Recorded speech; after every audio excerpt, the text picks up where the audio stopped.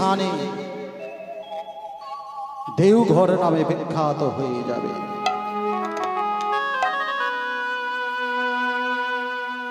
চতুর্থ পণ্ডিত বলছে, শোনো শোনো, প্রথম পণ্ডিত যে কথা বলল মিথ্যা হয়ে গেল, দ্বিতীয় পণ্ডিত যে কথা বলল মিথ্যা হয়ে গেল, তৃতীয় পণ্ডিত যে কথা বলল সেটাও মিথ্যে হয়ে গেল। চতুর্থ পণ্ডিত বলছে, শোনো,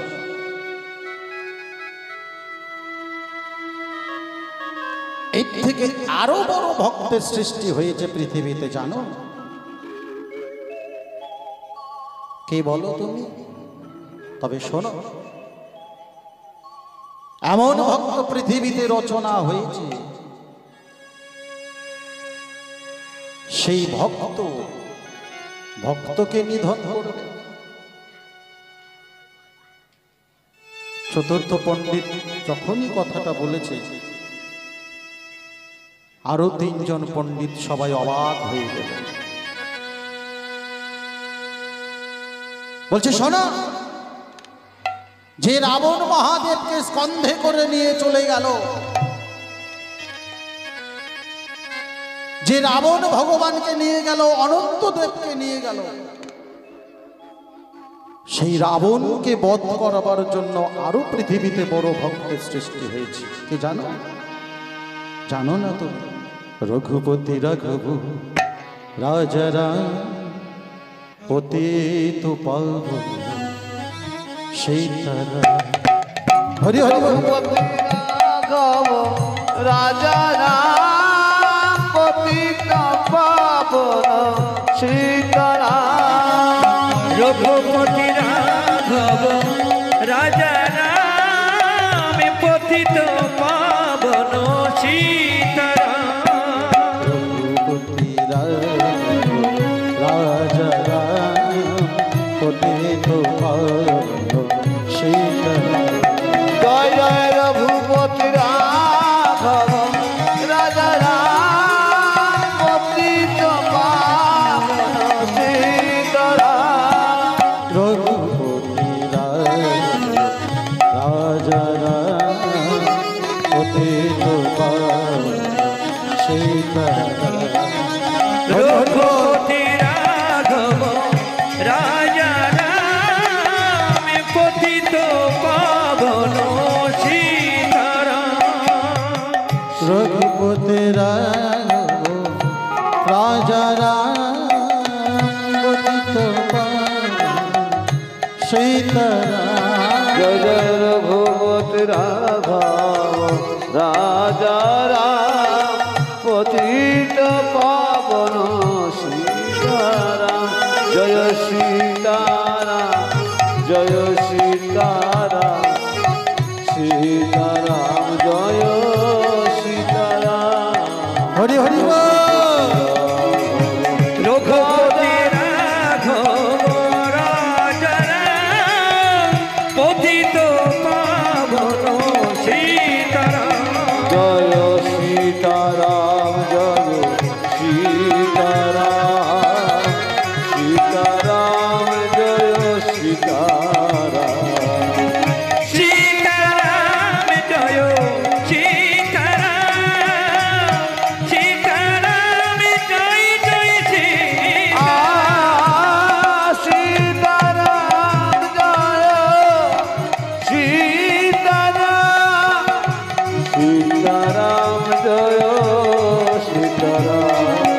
রঘুপতি রাঘব রাজা রাম পতিত পাবন সীতারাম।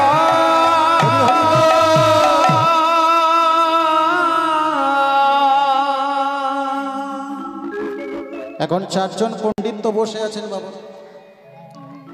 এই চারজন পণ্ডিতকে জব্দ করবার জন্য একজন এসে হাজির। সে কে জানে? ভালো করে শুনে রাখুন। সে এমন এক ভক্ত যেখানে লেঠা লাগে না লেঠা লাগিয়ে দিয়ে শোনে, আর যেখানে লেঠা লাগিয়ে যায় সেখানে সেই লেঠাটা ছাড়িয়ে দিয়ে তবে শোনে। চারজন পণ্ডিত মিলে বসে চারজন তর্কাতর্কি করছে, কথা বলছে। এরা সহ্য হলো না, ছুটে আসছে না হাতে বীণা যন্ত্র নিয়ে। আস্তে আস্তে এসে চারজন পণ্ডিতের সামনে এসে হাজির। শোনো শোনো পণ্ডিত মহাশয়, যে কথা বলিছ তোমরা তা সব হয় মিথ্যা। সবই হয় মিথ্যা। ভক্ত যদি ভক্ত হয় ভগবান হয় তক্তা। ভগবান সত্য। নারায়ণ নারায়ণ নারায়ণ। ভজ নারায়ণ জপ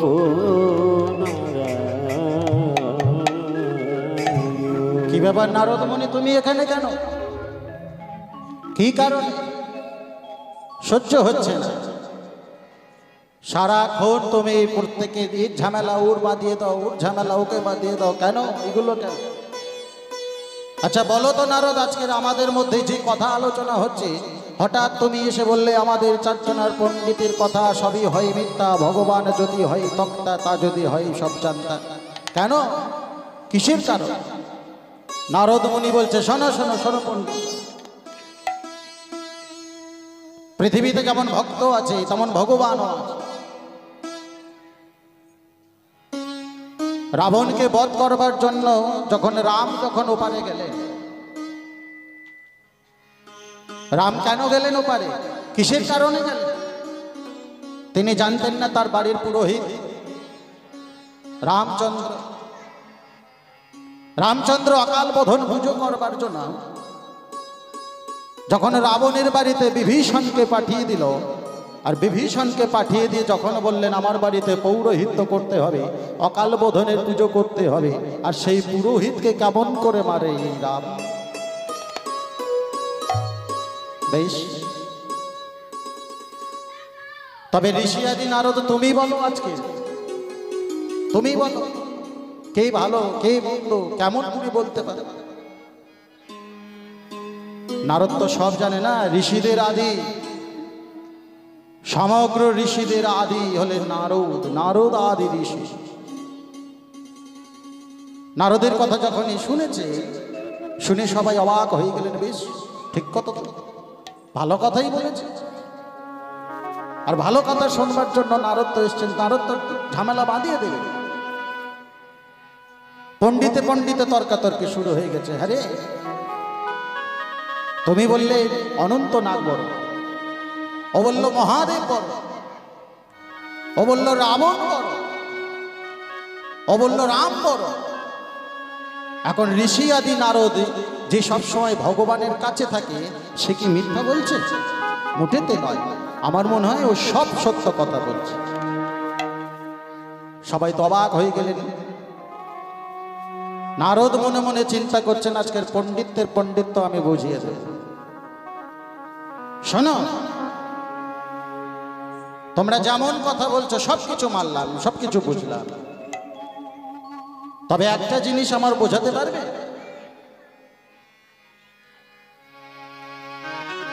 অযোধ্যা নগরে কি আর কোনো ব্রাহ্মণ নেই? ব্রাহ্মণ আনবার জন্য হঠাৎ সমুদ্র পেরিয়ে, সাগর পেরিয়ে চলে যেতে হবে। রাবণকে নিয়ে আসতে হবে বাড়ির পুরোহিত করবার জন্য। রাবণের কথা চিন্তা করেছিলে? রাবণ কিন্তু কোনোদিনও ভাবেনি যার বাড়িতে পৌরোহিত্য করতে যাচ্ছি সে একদিন আমাকে মারবে। রাবণ এসেছিলেন আনন্দ সহকারে, আর রাবণ এসে আমাকে বলেছিল, রাবণ যখনই রামের কাছে এলেন, অকাল বোধনের পুজো যখনই করলেন, অকাল বোধনের পুজোতে রাম কিন্তু যজমানের আসনে বসেছিলেন আর পৌরোহিত্য করছিলেন মহারাজ রাবণ। রাবণ সংকল্প করিয়ে দিলেন, তুমি দীর্ঘায়ু হও, তুমি যোদ্ধা হও, তুমি তেজস্বী হও, তুমি বলবান হও, পৃথিবীতে এক নামে তোমাকে সবাই চিনো, তুমি শক্তিশালী পরাক্রম ব্যক্তি হয়ে ওঠো। তিনি তো কোনোদিন বলেননি যে রাম তোমার বাড়ির পুরোহিত আমি, সীতা মাকে তুলে নিয়ে গেছি, তুমি আমাকে মারবে না, আমাকে হত্যা করবে না? কখনো বলে। ভগবান রামচন্দ্র 14 বছর বনবাসে থাকার সময় 14টা গ্রাম, 14টা নগর, 14টা রাজ্য যখনই ঘুরে বেড়ালেন, ঘুরতে ঘুরতে যখন কিষ্কিন্ধা নগরে গিয়ে পৌঁছালেন, সেই সময় সীতা দেবীকে তুলে নিয়ে গেল মহারাজ রাবণ। অরণ্যের মধ্যে দাঁড়িয়ে পুজো করা হয়ে গেল। আজ তোমরা 4 জন পণ্ডিত গেলে তোমরা বলে যাচ্ছ সবাই বড়। শোনো, রাবণ যদি বড় হবে, রাবণ যদি ভক্ত হবে, রাবণ যদি ভগবানের গৃহে পুজো করবে, পৌরোহিত্য যদি করবে, তাহলে সেই রাবণকে মারবার জন্য রাম কেন এত সেনা তৈরি করল? সে তো ভগবান। ভগবান শব্দের অর্থ জানো পণ্ডিত মহাশয়? শুনে রাখো, ভ শব্দের অর্থ হলো ভূমি,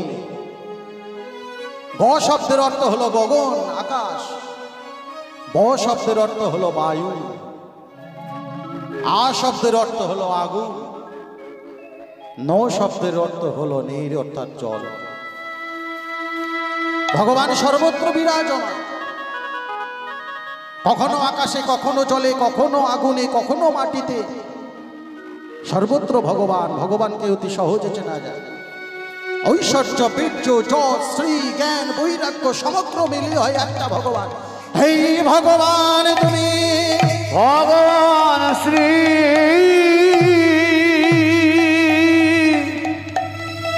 আছো এই পৃথিবীতে, পৃথিবীতে শঙ্খ চক্র গদা পদ্মধারী, পদ্মধারী হে নারায়ণ, হে নারায়ণ নারায়ণ নারায়ণ।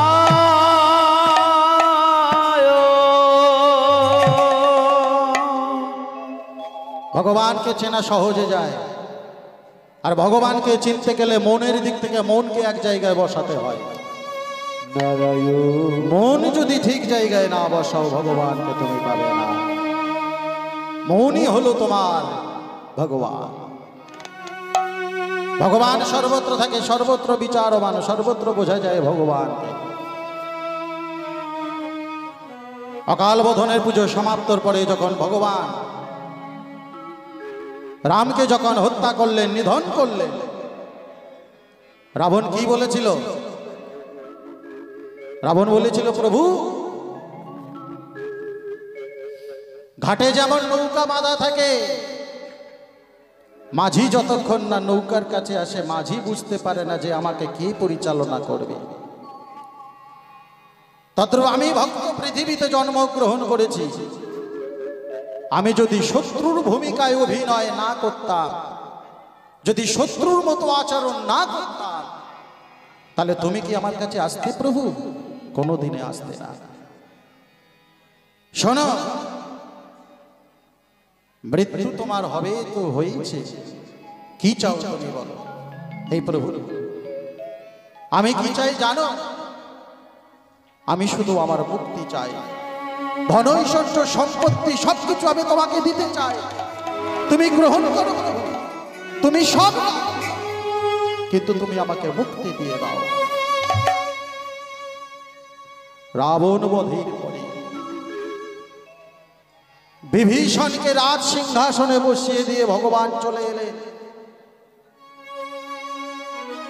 ভগবান মনে মনে চিন্তা করছেন, আমার বিভীষণ কেমন আছে? মিত্র, সে তো কোনোদিন আমার সঙ্গে শত্রুতা করেনি।